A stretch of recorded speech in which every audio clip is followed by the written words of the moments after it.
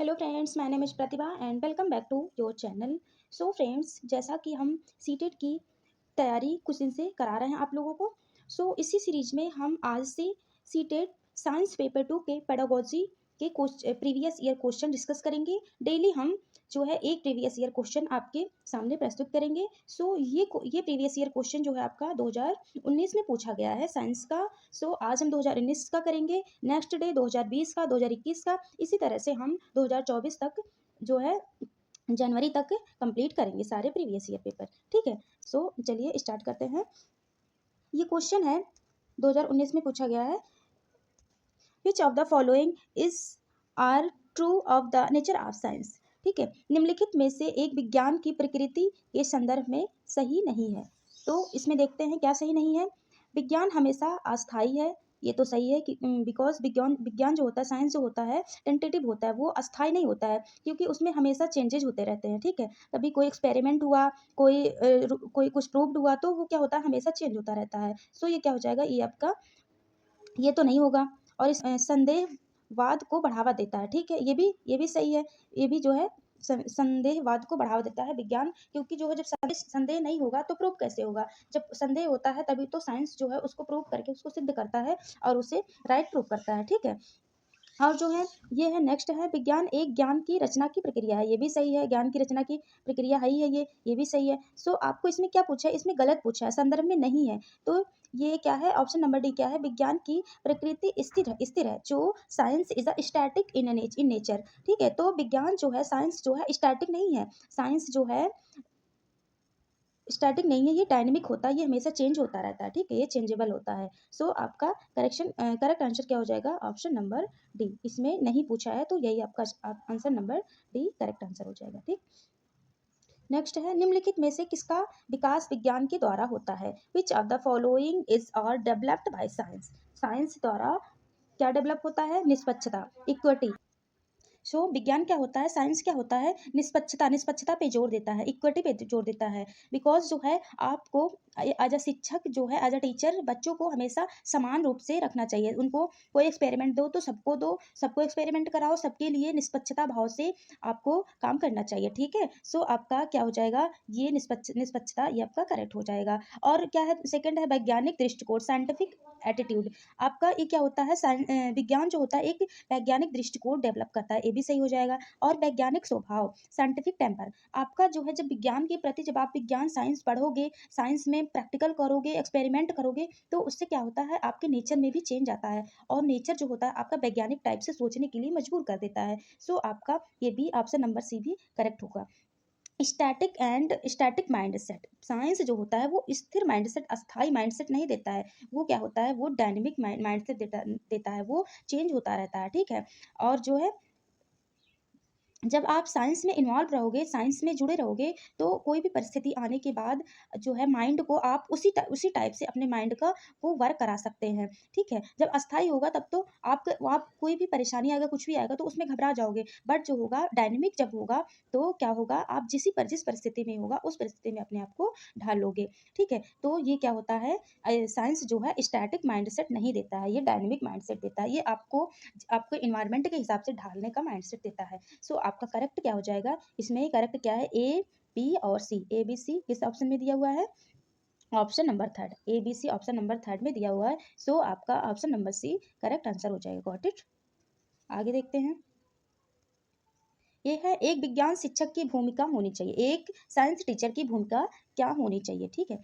छात्रों को प्रचुर विभिन्न सीखने के अनुभव प्रदान करना, छात्रों को उत्पाद आधारित शिक्षण, अधिगम पर्यावरण प्रदान कर, सर्जनात्मक विचारों को रटने देखिए, एनसीएफ जो है रटने को नकार देता है। रटने पे बिल्कुल, जहाँ पे रटना आ जाए वो ऑप्शन तुरंत आपका तुरंत गलत हो जाएगा। ठीक है। रटना इसमें कहीं नहीं जो है मेंशन है, और रटना जो है एक हिसाब से सही भी नहीं होता है। ठीक है। और क्या है, उच्च संज्ञानात्मक क्षमताओं वाले प्रश्नों के निर्माण के लिए सभी छात्रों को प्रश्न भी बहुत ज़्यादा एनसीएफ जोर नहीं देता है प्रश्न पे कि क्वेश्चन ही किया जाए हमेशा। इसका करेक्ट आंसर क्या हो जाएगा, इसमें करेक्ट आंसर वही होता है जिसमें बच्चों को मौका मिलना चाहिए सीखने के लिए, जहाँ बच्चे खुद एक्टिव होते हैं, वो आपका बेस्ट आंसर होता है।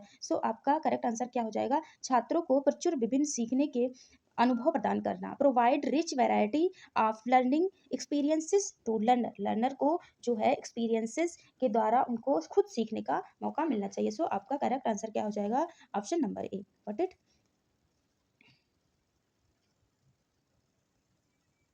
ये है क्वेश्चन। राष्ट्रीय पाठ्य चर्चा 2005 के अनुसार एक अच्छी विज्ञान शिक्षा क्या है? एनसीएफ 2005 के हिसाब से good science education should be, good science education क्या होना चाहिए? सीखने वाले के प्रति सच्ची होनी चाहिए, सही है। लर्नर के प्रति ट्रू होना चाहिए, ये सही है। सीखने वाले के पर्यावरण, ठीक है, क्योंकि बच्चों के हिसाब से आपको इन्वायरमेंट बनाना चाहिए ताकि बच्चे उससे काफ़ी अच्छे ढंग से सीख सकें, ठीक है। शिक्षक के प्रति सच्ची होनी चाहिए, ये गलत है क्योंकि शिक्षक सेंटर्ड नहीं है। एनसीएफ जो है लर्नर सेंटर्ड है, ये बच्चों को सेंटर में रख के उनके हिसाब से आपको शिक्षा देने के लिए कहता है। सो ये ऑप्शन नंबर सी आपका गलत हो जाएगा। विज्ञान के प्रति सच्ची, ठीक है, ये भी सही है। ट्रू टू साइंस, साइंस के प्रति भी ट्रू होना चाहिए क्योंकि आप साइंस पढ़ा रहे हो ना, आप जब साइंस पढ़ा तो साइंस के ही कंटेंट दोगे ना, ऐसा तो नहीं है किसी इधर उधर का कंटेंट दे दोगे। तो साइंस अगर अगर पढ़ा रहे हो आप, साइंस में कुछ करा रहे हो, प्रैक्टिकल करा रहे हो, क्रिएटिव कुछ करा रहे हो, तो उसमें साइंस के भी जो है टर्म्स इन्वॉल्व होने चाहिए, ठीक है। सो आपका करेक्ट आंसर क्या हो जाएगा? इसमें ए बी और जो है डी, ए बी और डी, सी आपका गलत हो जाएगा। तो ए बी और डी किस में दिया हुआ है? ऑप्शन नंबर ए में। ऑप्शन नंबर ए में आपका ए बी और डी दिया हुआ है। सो आपका करेक्ट आंसर क्या हो जाएगा? ऑप्शन नंबर 1, ठीक है। ये क्वेश्चन है, बच्चे अपने क्षेत्र के लोगों में वायु प्रदूषण के स्रोतों की जागरूकता का सर्वे का संचालन करना। निम्नलिखित में से कौन सी संज्ञानात्मक प्रक्रिया उपरोक्त सीखने के उद्देश्य रेखांकित क्रियापरक संचालन करना से अधिक संबंधित होगी? इसमें जो है क्रिएटिव कुछ कर रहे हैं तो इसमें क्या होगा? याद करना। रिमेम्बरिंग तो बिल्कुल गलत हो जाएगा क्योंकि याद करना सबसे ज़्यादा गलत होता है। अंडरस्टैंडिंग, इसमें अंडरस्टैंडिंग तो कर नहीं रहे हैं, बोध तो कर नहीं रहे हैं, अनुप्रयोग भी नहीं कर रहे हैं, अप्लाई भी नहीं कर रहे हैं। इसमें क्या कर रहे हैं? कुछ क्रिएटिव कर रहे हैं। क्या कर रहे हैं? सर्जन कर रहे हैं। क्या कर रहे हैं? सर्जन कर रहे हैं। सो आपका करेक्ट आंसर क्या हो जाएगा? Option number 3। ऑप्शन नंबर 3 क्या है? क्रिएटिव है, सर्जन है। इसमें क्या हो जाएगा? क्रिएटिव, ये सर्जन। ऑप्शन नंबर 3 सही हो जाएगा। Got it? नेक्स्ट देखते हैं, निम्नलिखित में से कौन सी युक्ति विज्ञान शिक्षण अधिगम में सीखने वालों को शामिल करने के लिए सबसे उपयुक्त हो सकती है? विज्ञान की पुस्तक को पढ़ना नहीं, खाली पुस्तक यानी कि नोटबुक पढ़ने से कुछ नहीं होता है। छात्रों के कठिन बिंदुओं को स्पष्ट करना, जब आप कठिन बिंदु को स्पष्ट कर देंगे, खाली कठिन बिंदु, तो बच्चे कठिन बिंदु के हिसाब जब देख लेंगे तो वो जाएंगे ही नहीं, वो करने का प्रयास ही नहीं करेंगे। सबसे पहले छात्र को सीखने में जोड़ने पर कार्य करना, ठीक है। सबसे पहले ऐसा करें कि कम से कम छात्र जुड़े तो उसमें, जब जुड़ेंगे छात्र तभी तो सीखेंगे, ठीक है। और फोर्थ क्या है? छात्रों को समूह आकलन के लिए प्रोत्साहित करना। समूह में जाके ठीक है सीखेंगे तो, लेकिन प्रोत्साहित करने से खाली नहीं उनका अधिगम होगा, उन्हें जो है एटलीस्ट जोड़ना तो चाहिए। यहाँ पे क्या है? यहाँ पे आंसर आपका हो जाएगा ऑप्शन नंबर सी। कम से कम बच्चे पहले जुड़े तो, जुड़ने पे पहले ध्यान देना चाहिए, बाकी और सब सेकेंडरी चीजें हैं।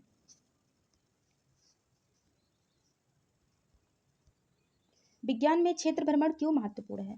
क्षेत्र भ्रमण यह अपने हाथ से कार्य करने का अवसर प्रदान करता है। इसका संचालन आसान है, ये तो गलत हो जाएगा। संचालन आसान के लिए कोई भ्रमण नहीं करता। यह विज्ञान की जानकारी इकट्ठे करती है। विज्ञान की जानकारी तो आपको बुक्स से मिल जाएंगे, इससे भी मिल जाएंगे।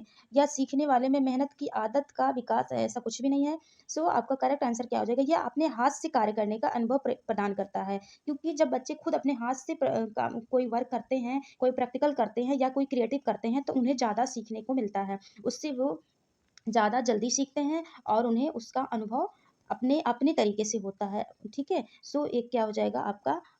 ऑप्शन नंबर 1 करेक्ट आंसर हो जाएगा। अपने हाथ से कार्य करने का अनुभव प्रदान करते हैं जब वो भ्रमण पर जाएंगे। निम्नलिखित में से कौन सा साधन बाल केंद्रित आकलन के लिए है? बाल केंद्रित आकलन के लिए कौन सा साधन है? Which of the following tool is the for learner centered assessment? Learner centred assessment कौन सा है? क्या क्या है?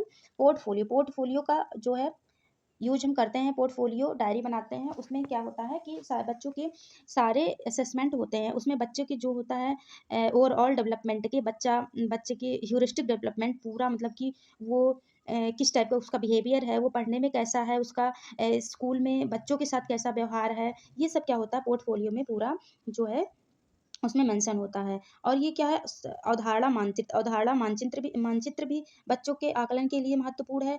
पेपर पेंसिल परीक्षण से आप ओवरऑल डेवलपमेंट नहीं देख पाएंगे बच्चों का जो है। और ये केवल जो है इससे केवल आप यही आंक सकते हैं कि वो पढ़ने में कितना अच्छा है, बाकी और चीज़ें नहीं इससे आप जज कर सकते हैं। और ये क्या है, जर्नल लिखना, जर्नल राइटिंग जो होता है, इसमें बच्चा जो होता है, इसमें अपने आप जो है एक कुछ डायरी बनाता है और उस डायरी में खुद वो लिखता है अपने बारे में, ठीक है। वो कोई जैसे मान लीजिए सुबह से लेकर शाम तक कोई जो भी एक्टिविटीज़ हुआ हो, जो भी अच्छा हुआ, बुरा हुआ हो, सब कुछ उसमें लिखता है। तो ये क्या होगा, ये भी बच्चे के आकलन के लिए महत्वपूर्ण होगा।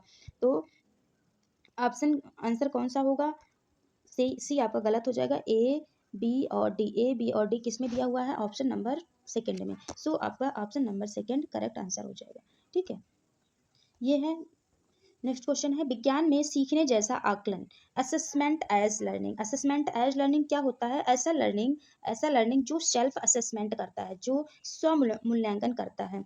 यानी कि बच्चा जो है अपने अंदर झांक के खुद अपने आप में को आकलन करता है, अपने आप का आकलन, वो क्या होता है, सेल्फ सेल्फ असेसमेंट। तो असेसमेंट एज लर्निंग क्या होता है, स्व मूल्यांकन। और 3 असेसमेंट होते हैं, एक जो होता है असेसमेंट असेसमेंट एक एक असेसमेंट एज लर्निंग होता है, और एक असेसमेंट ऑफ लर्निंग होता है, एंड एक असेसमेंट फॉर लर्निंग होता है। असेसमेंट फॉर लर्निंग सबसे बेस्ट होता है। असेसमेंट फॉर लर्निंग से क्या होता है, वो फॉर्मेटिव असेसमेंट होता है। इसमें क्या होता है, बच्चों के सीखने पर जोर दिया जाता है, ठीक है। जैसे मान लीजिए यूनिट टेस्ट हो गया, और इस टाइप के कोई टेस्ट हो गए जो बीच बीच में मान लीजिए पढ़ा रहे हैं, इसके बाद कुछ क्वेश्चन कर लिया, तो इससे पता चलता है कि बच्चों का जो कॉन्सेप्ट जो टॉपिक हम पढ़ा रहे हैं वो क्लियर हो रहा है या नहीं हो रहा है। इससे क्या होता है, बच्चों में इंप्रूवमेंट आता है। तो फॉर लर्निंग बेस्ट होता है। और ऑफ लर्निंग जो होता है वो समेटिव असेसमेंट होता है, ठीक है। समेटिव असेसमेंट जो होता है, योगात्मक मूल्यांकन जो होता है, वो क्या होता है, वो जो है ये जैसे मान लीजिए आपका एक ईयर कंप्लीट हो गया, किसी किसी किसी क्लास में थे आप, एक ईयर कंप्लीट हो गया है, इसके बाद जब ईयरली एग्जाम्स होते हैं, एनुअल एग्जाम होते हैं, उस वो जो होता है आपका जो है समेटिव असेसमेंट होता है। बाद में वो क्या होता है, वो आपके मार्क्स पे डिपेंड करता है, ठीक है। वो क्या होता है, असेसमेंट ऑफ लर्निंग होता है। Got it. सो फ्रेंड्स आज यहीं तक। कल हम नेक्स्ट वीडियो में 2020 का कंटेंट साइंस के प्रीवियस ईयर पेपर लेकर आएंगे। सो अगर हमारी वीडियो आप लोगों को पसंद आई हो तो एक लाइक करिएगा, और अपने दोस्तों में शेयर करिएगा, और जो है हमारे चैनल को सब्सक्राइब करिएगा। Thank you.